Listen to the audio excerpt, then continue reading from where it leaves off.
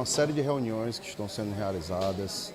Desde o ano passado nós já começamos essa discussão para fazer a adequação à decisão do ministro Flávio Dino. O ministro Flávio Dino está trabalhando para que as emendas tenham mais transparência e é isso que nós estamos fazendo. Essas reuniões já ocorreram na CEPLAN, já estivemos com o Tribunal de Contas do Estado do Piauí e aqui estão os técnicos da Secretaria de Fazenda, da CGE, da PGE, os técnicos aqui também da Assembleia Legislativa, para que nós possamos definir o fluxograma e como iremos cumprir todas as exigências e determinações do ministro Flávio Dino para dar mais transparência para as nossas emendas parlamentares. Que show, o que era comum, a realização de shows com emendas parlamentares, ficou um pouco prejudicado. Douglas, o critério, agora vai ter uma avaliação mais criteriosa para a aplicação desses recursos, principalmente para patrocínio de festas e shows, né? Porque antes o deputado tinha a liberdade de destinar o recurso, festejo do município, para o aniversário da cidade, contratação de uma banda. Agora, dentro dessa destinação, né, vai ter que ser apresentada toda a justificativa, todos os processos, inclusive, da contratação do evento. Não é simplesmente a colocação da marca do governo, por exemplo, para justificar o patrocínio ao show. Agora, durante esse processo, né, toda essa questão contratual vai ser acompanhada de forma bem próxima e para evitar, né, inclusive, algum tipo de inconsistência na prestação de contas. Então, até a contratação da banda, a contratação da estrutura, a justificativa também por trás dessa destinação vai ter que ser defendida, apresentada nesse processo e tudo isso vai ser publicado, né, em tempo real praticamente, em uma espécie de portal da transparência, como secretário de Fazenda. E vai ser criado ainda esse portal especificamente para esse... Ele vai ser uma espécie de aba dentro do portal da transparência que já existe, né? Sim. Vai ter uma parte destinada somente à execução das emendas parlamentares. Você pode clicar lá e acompanhar. E aí o cidadão vai poder clicar, saber qual é o valor destinado por cada deputado para cada uma dessas ações e saber, né, se esse valor já foi empenhado, já foi pago, em que passo está. João, só lembrando que essa postura do ministro Flávio Dino teve uma reação violenta, né? Teve sim, porque de fato, hoje é bom lembrar que no cenário nacional bem, mas nem se compara com o cenário estadual, o Congresso tem avançado muito, Douglas, sobre o orçamento nacional. Hoje, com a questão das emendas, um deputado federal tem quase 50 milhões de reais por ano de indicação de emendas, grande parte desse valor de forma impositiva, ou seja, o governo vai ter que liberar, não existe esse tipo de discussão.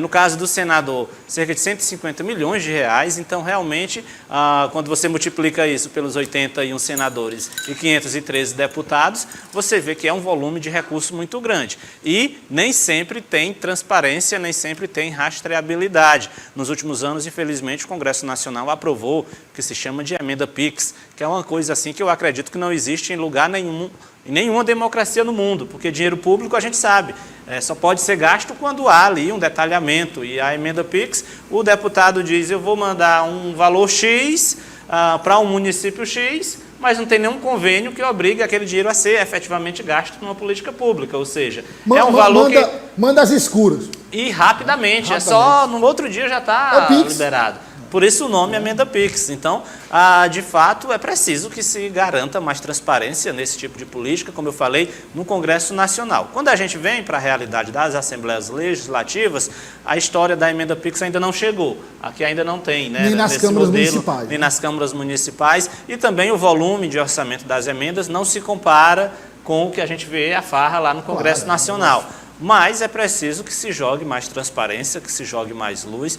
Há, sem dúvida nenhuma, um fator que vem chamando a atenção nos últimos anos, que é a grande quantidade de recurso de emenda parlamentar direcionada a esses shows que o Natan citou.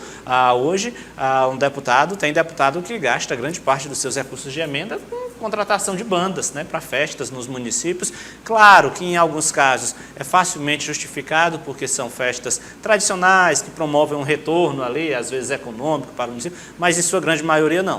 A grande maioria precisa realmente desse detalhamento, dessa transparência, dessa rastreabilidade, para que o cidadão entre na internet e veja quanto que cada deputado destinou para cada ação. Se foi para o lazer, se foi para o esporte, se foi para a saúde, para a educação, para uma obra, se a obra realmente saiu. Isso é um direito de todo cidadão. Agora, ter o acesso facilitado a essas informações. Há quem diga, se comenta nos bastidores, há quem diga que, de uma certa forma, isso é um desejo, não é, do governo de cessar esse avanço do parlamento sobre o orçamento.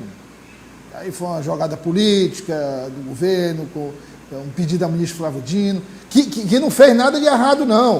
O ministro Flávio Dino não inventou a roda, não, está cumprindo a lei. Mas, tipo, ó, dá um apertozinho aí porque está demais, estão avançando demais, daqui a pouco é um parlamentarismo total. Tá, hoje Vocês acreditam nessa tese aí? Para você ter uma ideia, eu acredito totalmente. Para você ter uma ideia, quem acompanhou a política nacional nos últimos anos, viu que o presidente Lula vetou as chamadas emendas extraordinárias do orçamento. Né? Por quê? Porque é um tipo de emenda que, se você for ver, retirou recursos de áreas essenciais, como a área social. Então é dinheiro Chegou a que esse poderia... nível, né, João? Chegou ao nível de que hoje, né, quando a gente vê, claro, tudo é dinheiro público, mas o governo federal, em tese, ele tem técnicos, Douglas, nos ministérios suficientes para, por exemplo, identificar áreas estratégicas que precisam de investimento.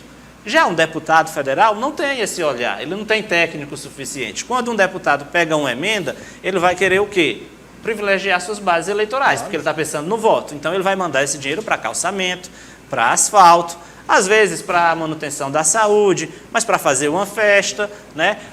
E aí, João, aqui essa mudança aqui no Piauí tem uma característica que o secretário explicou bem, Sim. que essas destinações de emendas, inclusive, precisam, a partir de agora, estar alinhadas com o que apontam as peças orçamentárias, o plano plurianual do Estado e dos municípios. Ou seja, tem que ter essa associação. O deputado não vai simplesmente poder mandar o recurso para um calçamento, um asfalto de um determinado local, se isso não tiver já previsto, né, no plano plurianual, do município e do Estado. Né? Mas aí como é que vai fazer essa... Qual é um prejuízo desse tipo de emenda?